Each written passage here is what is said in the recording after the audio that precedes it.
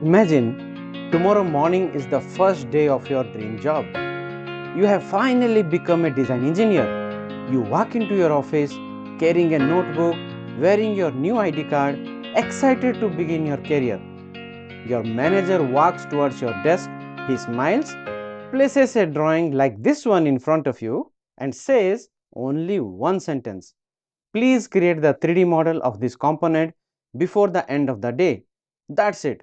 No explanation, no experienced design engineer sitting beside you, no YouTube or college professor, only this drawing. Now pause for a second and ask yourself honestly, would you know where to begin? Would you immediately understand what this component does? Would you know which view to study first or how to identify the important dimensions?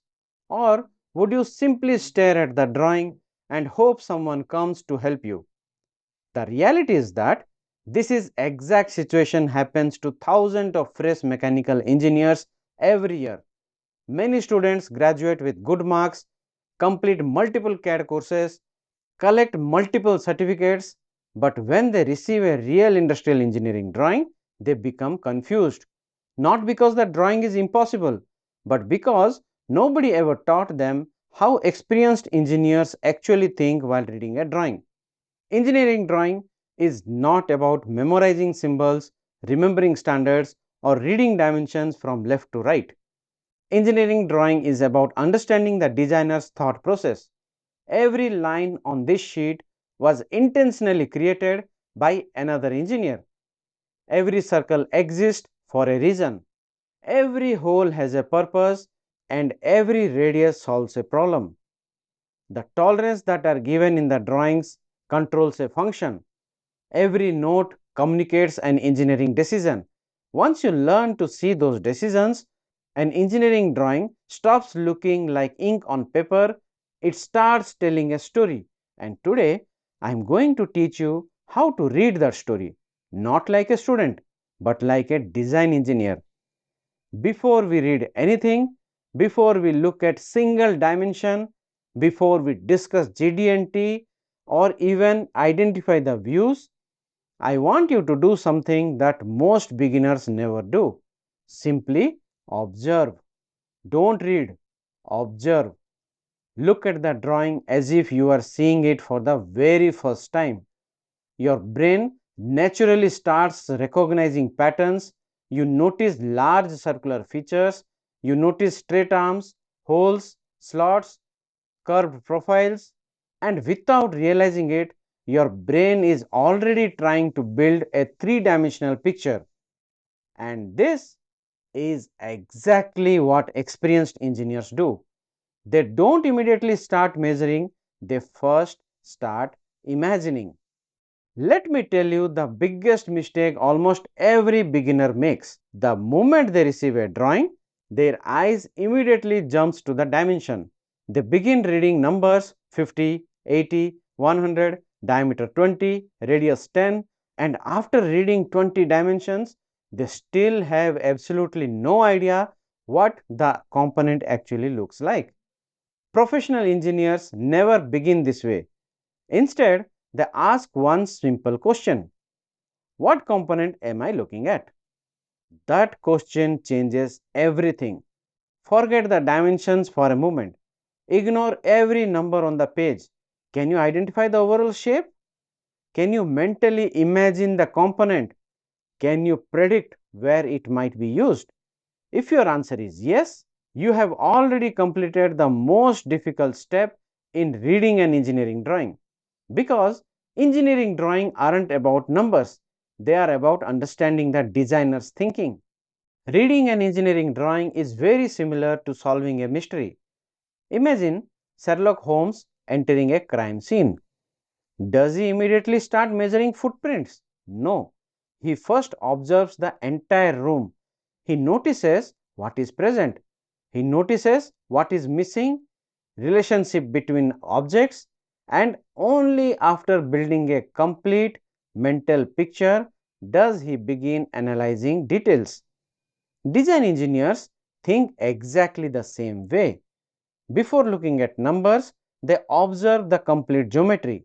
The difference between a beginner and an experienced engineer is rarely intelligence. The difference is observation. An experienced engineer knows what to look for. Now let's look at this drawing exactly the way an experienced design engineer would.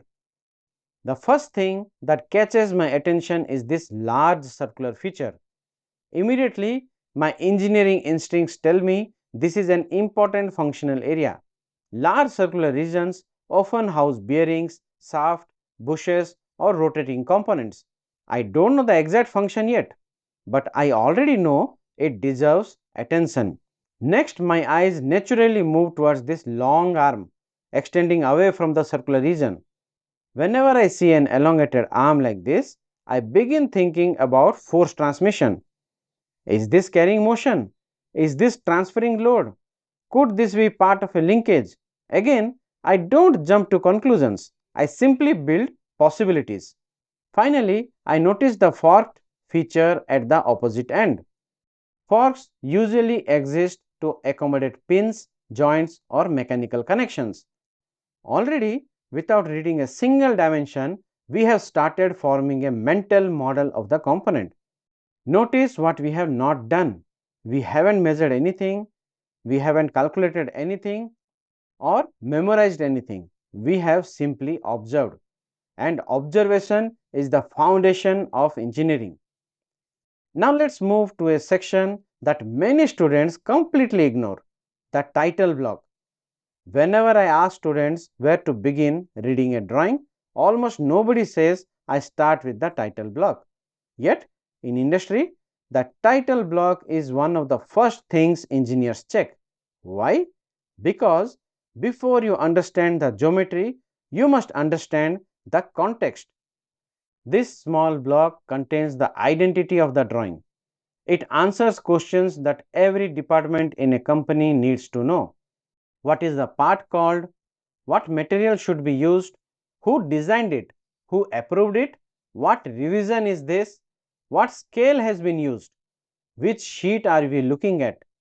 If you ignore the title block, you may correctly manufacture the wrong revision of a part, and in industry, that can be an expensive mistake.